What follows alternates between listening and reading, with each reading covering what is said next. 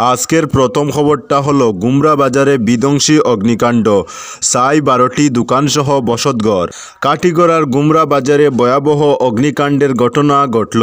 আগুনের লেলিহানের শিকায় 12টি দোকানসহ 4টি বসতঘর ছারখার করে দেয়। অগ্নিকাণ্ডটি ঘটেছে রবিবার সকাল 10:30 নাগাদ। বিধ্বংসী অগ্নিকাণ্ডে দোকান ও বসতঘর ভস্মীভূত হয়। দমকল বাহিনী ঘটনাস্থলে পৌঁছার আগেই দোকানগুলি পুড়ে ছাই হয়ে যায়। তবে দমকল বাহিনী ঘটনাস্থলে না পৌঁছলে পুরো বাজার ধ্বংস হয়ে যেত এমনই আশঙ্কা স্থানীয়দের। দাউ দাউ করে দোকানগুলো জ্বলছে। সে সময় প্রাণের ঝুঁকি নিয়ে স্থানীয়রা দোকানঘরের সামনে থাকা কয়েকটি বাহন সরিয়ে আনতে সক্ষম হয়েছেন।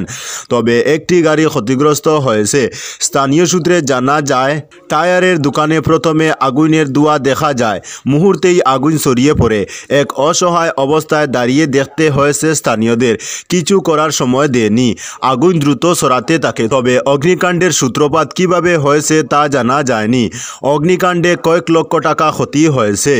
আজকের পরবর্তী খবরটি হলো পুলিশ কর্মী হত্যাকারী লরি চালককে এনকাউন্টার, গুরুতর আহত।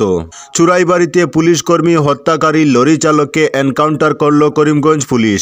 গুলিবিদ্ধ হয়ে গুরুতর অবস্থায় রয়েছেন লরি চালক অভিজিৎ শব্দকর।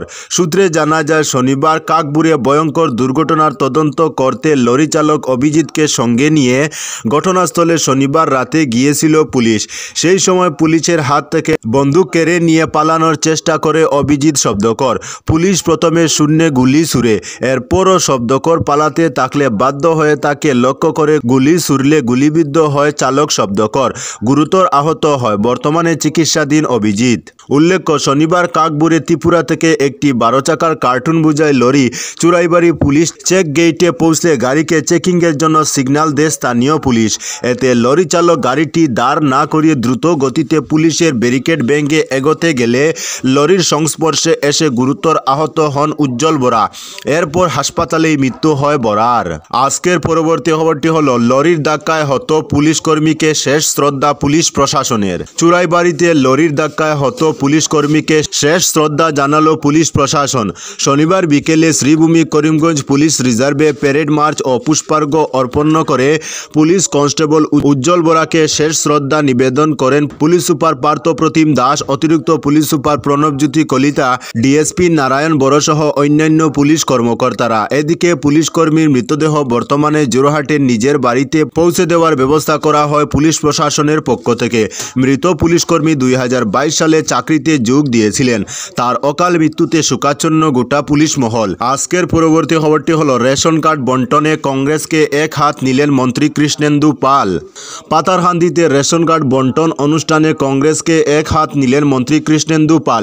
তিনি বলেন, এক সময়ে অর্থের বিনিময়ে অন্ন যোজনার কার্ড পেতেন, আর আজকের দিনে হিমন্ত বিশ্ব শর্মার নেতৃত্বাধীন সরকারের আমলে প্রকৃত সুবিধা প্রাপকের হাতে স্বেচ্ছায় রেশন কার্ড তুলে দেওয়া হচ্ছে। রবিবার মুন্ডমালা খেলার মাঠে পাতারহান্দি বিধানসভা কেন্দ্রের রেশন কার্ড বিতরণ অনুষ্ঠানে মুখ্য অতিথি হিসেবে উপস্থিত ছিলেন মন্ত্রী কৃষ্ণেন্দু পাল। তিনি এও বলেন, বিগত দিনে কংগ্রেসের আমলে বৃহত্তর বরাক উপত্যকার নাগরিকরা উন্নয়নের পরিবর্তে পেয়েছেন শুধু লাঞ্ছনা আর বঞ্চনা। এই কংগ্রেস সরকার শুধু বাসনবাজি আর নির্বাচন এলে প্যাকেজ ঘোষণার পাশাপাশি অপশাসনের রাজনীতি চালিয়ে গিয়েছিল বলে জোর গলায় বলেন। তার কথায়, রেশন বিতরণ ব্যবস্থায় স্বচ্ছতা ও সুষ্ঠু ব্যবস্থা বজায় রাখাই বর্তমান বিজেপি সরকারের মূল লক্ষ্য, যাতে প্রকৃত সুবিধা প্রাপকরা এই সুবিধা থেকে একদিন উপকৃত হবেন, এবং এটাই পরিবর্তনের সরকার বলে দাবি করেন মন্ত্রী কৃষ্ণেন্দু পাল। বৃহত্তর বরাক উপত্যকার সার্বিক উন্নয়নের কথা এর আগে কেউ ভাবেনি। ভেবেছেন একজনই, যিনি রাজ্যের ডাইনামিক মুখ্যমন্ত্রী ডক্টর হিমন্ত বিশ্ব শর্মা। আগে বরাকের উন্নয়ন কোন গতিতে ছিল, আর এখন সেই গতি কোথায় গিয়ে দাঁড়িয়েছে বলে বিরোধীদের প্রশ্ন ছুড়ে দেন মন্ত্রী কৃষ্ণেন্দু পাল। এবার প্রথম পর্যায়ে গোটা রাজ্যের সঙ্গে সঙ্গতি রেখে করিমগঞ্জ জেলার নিজ ভোট কেন্দ্র পাতারহান্দি বিধানসভার মোট 3117টি পরিবারের হাতে এই কার্ড তুলে দেওয়া হয়, এবং এর থেকে 18,601 জন হিতাধিকারী উপকৃত হবে বলে মন্ত্রী এদিন জানান।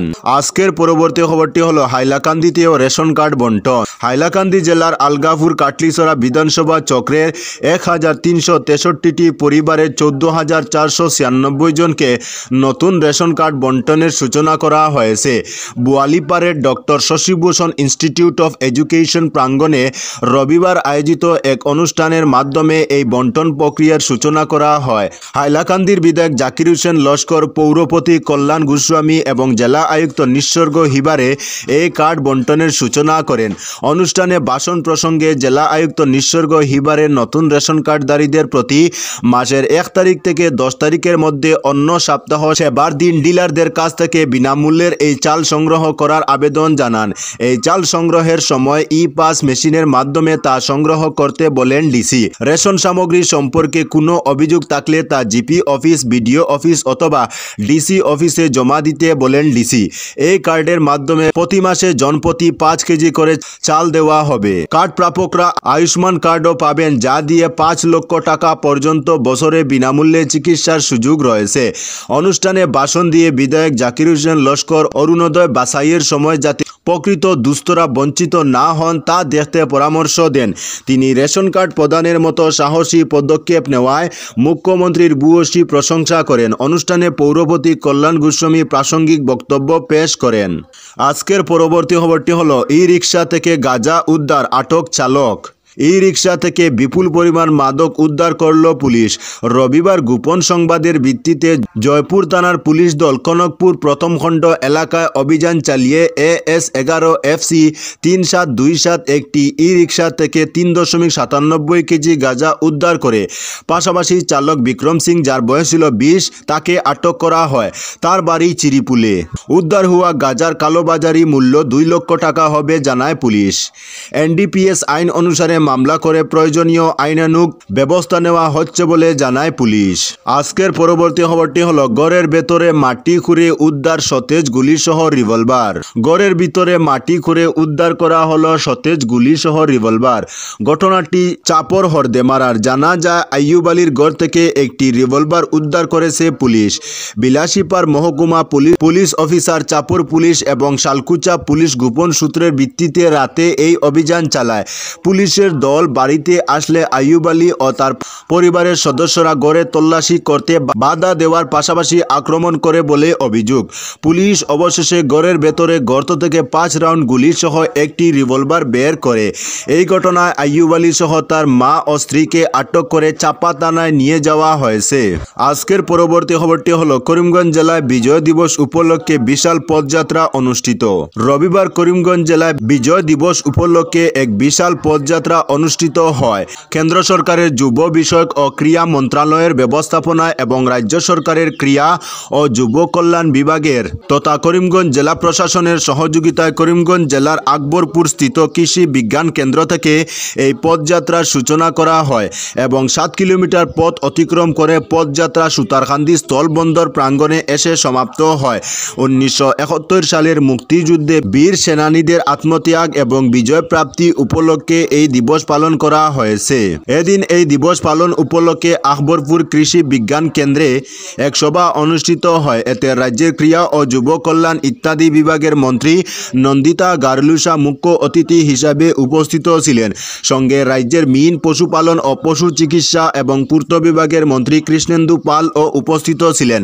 এছাড়া সাংসদ মিশন রঞ্জন দাস, উত্তর করিমগঞ্জের বিধায়ক কমলাক্ষ দে পুরকাইস্ত ও উপস্থিত ছিলেন। আজকের পরবর্তী খবরটি হলো শিক্ষককে তুলে নিয়ে তরুণীর সঙ্গে জোর করে বিয়ে।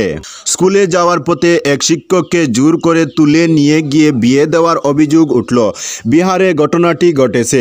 একটি সর্বভারতীয় সংবাদ সংস্থার প্রতিবেদনে বলা হয়েছে, বেগুসরাই জেলার রাজৌরার বাসিন্দা অবনীশ কুমার সম্প্রতি বিহার পাবলিক সার্ভিস কমিশনের পরীক্ষায় উত্তীর্ণ হয়েছেন।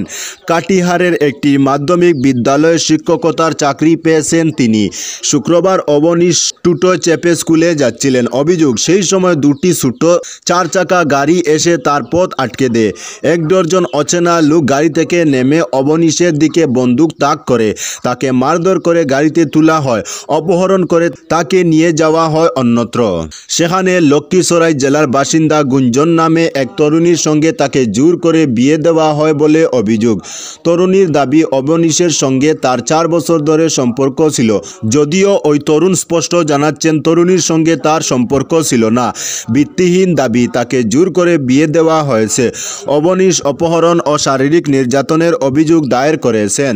তো বন্ধুরা, আজকের জন্য এতটুকু। পরবর্তী কোনো নতুন ভিডিওতে দেখা হবে, তখন অবধি ধন্যবাদ।